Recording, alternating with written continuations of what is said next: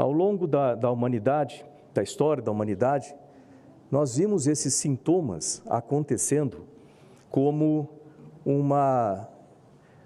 início ou a preleção do que vai acontecer com ditaduras.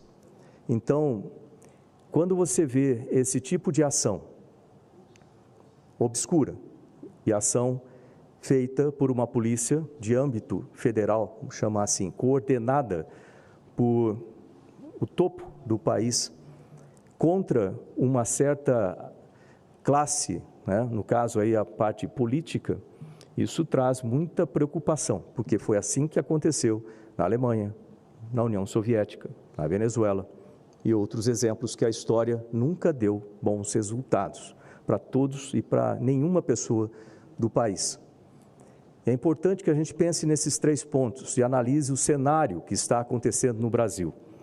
Recordando os 3 pontos. Primeiro, processos jurídicos obscuros. Segundo, ação de polícia de âmbito federal focado em processos políticos. Terceiro, observar o que aconteceu na história. Nós não queremos repetir a história de países que tiveram um final triste para todas as pessoas da população.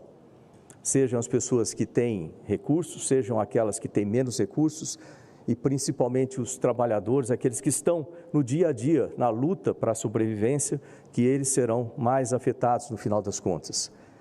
E lembrar o seguinte, que os resultados ruins aconteceram sempre porque a população foi pressionada.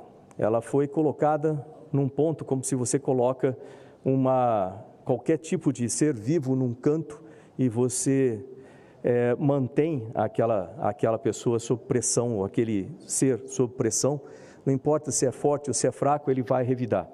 E isso a gente não quer que aconteça no nosso país. Nós temos e precisamos ter um país de paz, um país de ordem, progresso, harmonia, e nós não queremos que ações se transformem em motivação para que uma revolta da população traga a esse país resultados catastróficos.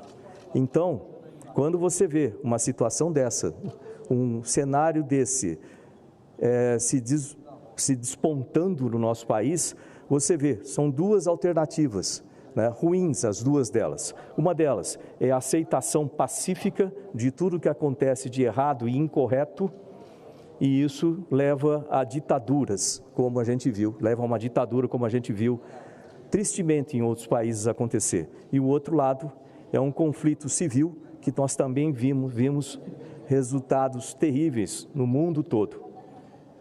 Então, eu vejo que nós estamos num momento agora que todos precisamos ter bom senso, precisamos ter uma maneira de resolver esses problemas de forma inteligente, de forma lógica, sem chegar a nenhuma dessas situações, ou ditadura ou um conflito civil.